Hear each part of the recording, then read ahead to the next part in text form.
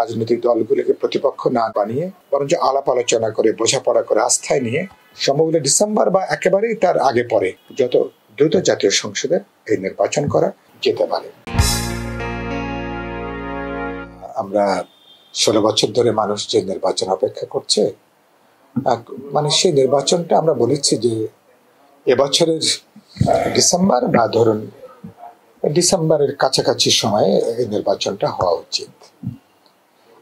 এবং মাননীয় প্রধান উপদেষ্টা জাপানে তিনি যে বক্তব্যটা দিয়েছেন যে কেবল একটি দল নাকি ডিসেম্বরে নির্বাচন চায়, এই কথাটা তথ্যভিত্তিক না। এটা আপনি জানেন যে এখানে সরকারের ঘনিষ্ঠ বলতে পারেন 2-1টা দল ছাড়া বাকি সমস্ত রাজনৈতিক দলই হয় তারা ডিসেম্বরের মধ্যে নির্বাচনের দাবি করেছেন অথবা ধরুন ডিসেম্বরের আশেপাশে নির্বাচনের কথা তারা তাদের দাবিনামার মধ্যে এটা স্পষ্ট করে বেরিয়ে আসছে।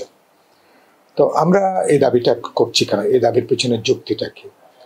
যুক্তিটা হচ্ছে ইতিমধ্যে সরকারটা 3টা তত্ত্বাবধায়ক সরকারের মেয়াদ তারা পার করে এসছেন, 9 মাস পার করে এখন তারা 10 মাসে এখন তারা পা দিয়েছেন।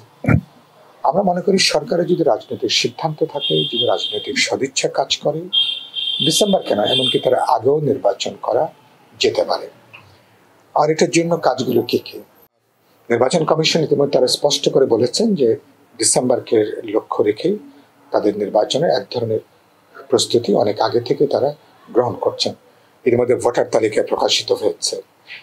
এমন গত 22 এপ্রিল নির্বাচন কমিশনের সাথে আমাদেরও একটা দীর্ঘ বৈঠক হয়েছে।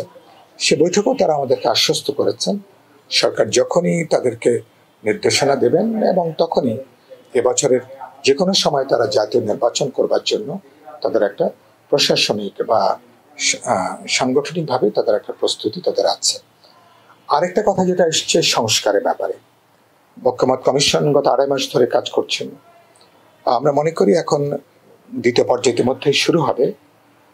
সংস্কার কমিশন আলোচনাটা এখন যে পর্যায়ে এসছে, আমরা মনে করি যে এই জুন মাসের মধ্যেই সংস্কার কমিশন যদি আন্তরিক থাকে, তারা কাজের গতি যদি বাড়াতে পারেন, তাহলে জুন মাসের মধ্যেই যেখানে আমাদের ন্যূনতম জাতীয় ঐকমত্য তৈরি হবে তার উপরে ভিত্তি করে আমরা একটা জাতীয় সনদে স্বাক্ষর করতে পারি, যেটা জুলাই সনদ হিসাবে আখ্যায়িত করা যেতে পারে অথবা জাতীয় সমঝোতা সনদ হিসাবে যেটা আমরা স্বাক্ষর করতে পারি। বাকি থাকে কি? বাকি থাকে আইন শৃঙ্খলা রক্ষাকারী বাহিনী আর প্রশাসনের এক ধরনের প্রস্তুতি। যদি আপনি ডিসেম্বরও ধরেন, এখন থেকে 7টা মাস কিন্তু সময় আছে। আমরা মনে করি এটা পর্যাপ্ত সময়। এই সময় নিয়ে আপনি আইন শৃঙ্খলা রক্ষাকারী বাহিনী, প্রশাসন, নির্বাচন সংশ্লিষ্ট যতগুলো প্রতিষ্ঠান যুক্ত আছেন, আমরা মনে করি এটা পেশাদারি দক্ষতা নিয়ে যদি আমরা কাজ করি, তাহলে আমি মনে করি যে এই ডিসেম্বরের মধ্যে নির্বাচন অনুষ্ঠানে আমি কোনো বড় কোনো বাধা আমি দেখছি না।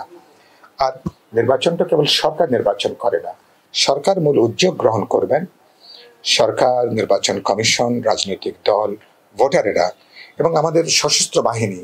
ইতিমধ্যে তারাও আমাদেরকে আশ্বস্ত করেছেন যে আগামী নির্বাচনে তারাও একটা গুরুত্বপূর্ণ দায়িত্ব তারা পালন করবেন।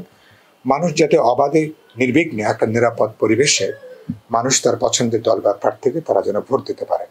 তার মানে এটা একটা যৌথ একটা অর্কেস্ট্রার মতন, একটা সম্মিলিত একটা উদ্যোগের মতন। তা আমি মনে করি সেদিক থেকে কোনোভাবেই অযৌক্তিকভাবে আর নির্বাচনকে প্রলম্বিত করবার সুযোগ নেই।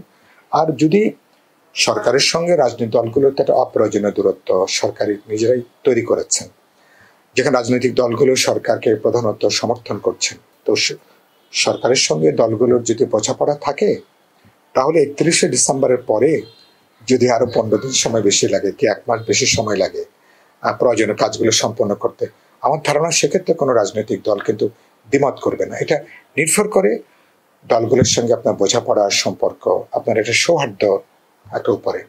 সেদিক থেকে সরকারের উচিত হবে না রাজনৈতিক দলগুলোকে প্রতিপক্ষ না বানিয়ে বরঞ্চ আলাপ আলোচনা করে বোঝাপড়া করে আস্থায় নিয়ে সম্ভব হলে ডিসেম্বর বা একেবারেই তার আগে পরে যত দ্রুত জাতীয় সংসদে এই নির্বাচন করা।